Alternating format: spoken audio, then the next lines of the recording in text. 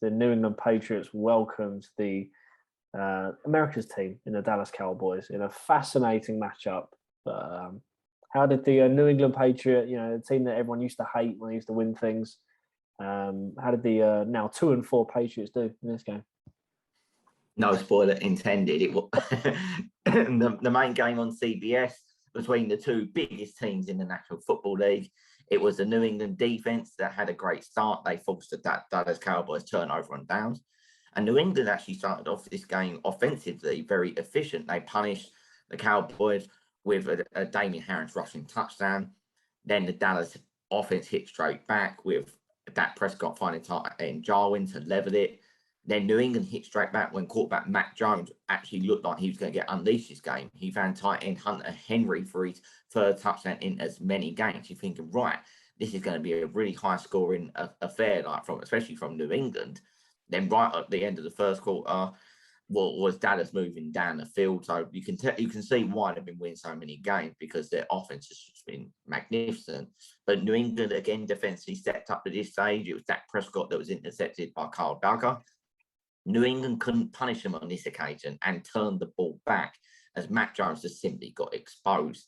The O-line just completely collapsed, and then he was sacked by Gregory with the fumbling the ball because he literally didn't see the guy coming, and then Wilson recovered the ball. New England, to be fair to them, again, limited the damage of the Dallas Cowboys and had to settle a field goal from Greg the Leg. The New England drive then led to nothing, and Dallas actually blocked the punt, which was a big moment in the game. More drama as the Cowboys were trying to punch the ball in. I don't know if you gents have seen it since. For me, Dak Prescott looked like he had scored on 3rd and goal. He looked like that he had broke the plane before the big pile up. But the official said he was short. And I blame this. I know Skip Bayless is very unhappy about it. He's going berserk on Twitter. But you're thinking, all the technology's there in New York, that you've got the challenge flags. Why didn't Mike McCarthy use it? But they had another opportunity. Dak Prescott then tried again, but this time, defensive lineman Bentley punched the ball out. The fumble was then recovered by Carl Van Noy. There was a touchback to New England. New England then had 1:30 left to try and extend the lead. So you're thinking, right, go for it. You've got 1:30. No, you've got one timeout, actually. What an opportunity to at least try and get a field goal. Then it's a 1 touchdown lead. You just don't know. Maybe even with a big enough play, get a touchdown. But no, Bill Belichick would be negative again, and he asked the team to kneel it and to simply run down the clock. Bill Belichick's argument was that we get the ball at the start of the second half. But in my opinion, I thought we'll make it potentially like a lead and then build on that lead. But no, that's just simply too ambitious. Adam, can you see Brad's screen? Can I see Brad's screen? I can't. Is it Belichick? Yeah, I'll certainly come on to that in a moment. But yeah, Dallas took a advantage, like I mentioned. The Patriots opening drive in the second half, would you believe it, led to absolutely nothing. Dak Prescott and that Dallas offense too good. And I forgot that Jerry Rice was, as I say, really aged really well, 20, 30 years younger. And is actually CD Lamb. He made it 17-14. Then again, New England offense went missing again with Greg Zuerlein making it 20-14. Patriots then finally responded because they simply had to make a game of it, with the Foxborough crowd getting really agitated. And it was backup running back Stevenson who punched it in to make it 21-14. Dallas then missed a field goal. So you're thinking, okay, this is actually a real good opportunity for New England to win it. But then there was even more drama as Mac Jones threw a pick six to guess who? Trayvon Diggs. And yeah, this is one that you simply have to blame Mac Jones on. It wasn't Kendrick Bourne's fault. The ball was just simply too high, and Trayvon Diggs is going to snap them up all day long. The 2-pointer was missed. No, actually, they converted this one, to make it 27-21. And I thought at this point, it's game over. But in the very next play, fair play to Mac Jones, he went for it because I reckon he actually ignored the Patriots coaching staff and just backed himself. He then threw it to the same receiver, Kendrick Bourne, and it was Trayvon Diggs who ran past the ball for Kendrick Bourne to get a 75-yard touchdown. The 2-pointer was actually good. So there was finally a bit of ambition from the New England coaching staff. It's amazing. And it was Jacoby Myers who got the 2-pointer. But then I saw this coming from a mile off. You're thinking the defense has just got to hold Dallas off one more time, then Patriots have won the game. but the defense looked extremely tired, and they just simply couldn't cope with CD Lamb. He just had the best game of his career. Like I said, it was like we faced Jerry Rice and Randy Moss rolled into one. This led to another Greg-leg field goal to make it 29-29 after 4 quarters, and nothing to separate the two teams. On to overtime. New England got the ball. Matthew Slater made it clear since his mistake. I think it was against the Giants, wasn't it, Jamie? When he was like, "Yeah, we want the ball. We want the ball."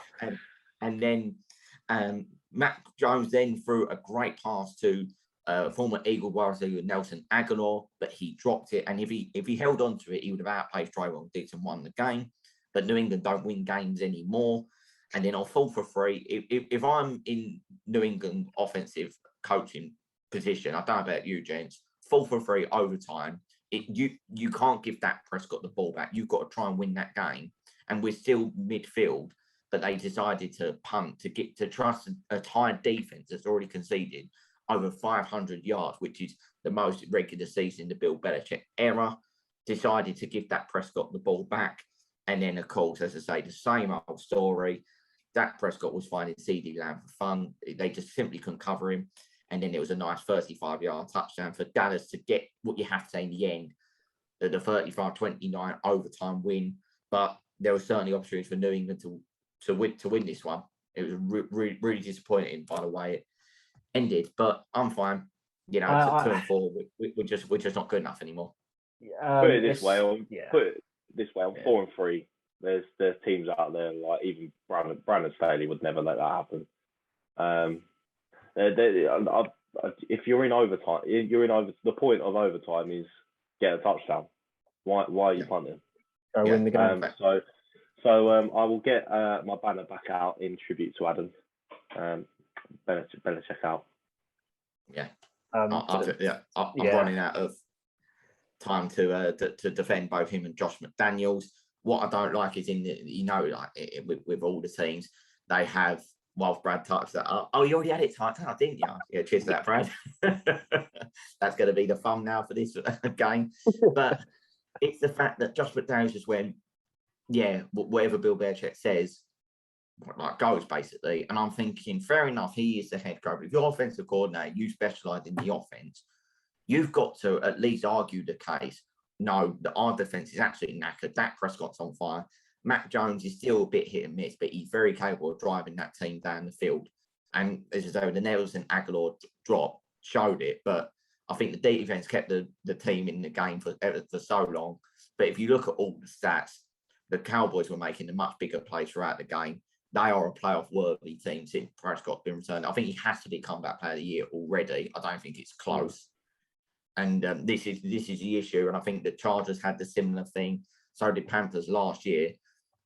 If you keep losing these tight games, it's inexcusable. It just shows you that you're just not good enough. You're not making enough game winning plays. And this is what Patriots used to do, is make the game winning play. But we're now the team that finds a way to lose a game. So, yeah, it was the toughest one today. I think even worse than Miami, because Miami was a scrappy game and it was because of a fumble, whereas this was just simply being outclassed by a better team in the key moment.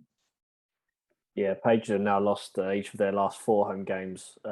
Every single home game this season they've lost. Longest streak in a single season for them since 1993. So, yeah, that 1993 sounds a shocker. I think that was the sound when it was the third one. But this is the issue: is that it's all very well competing again. Well, the Saints won it; they're not even a great team, but the Bucks won, as I say, and the Cowboys won were the close ones. You think?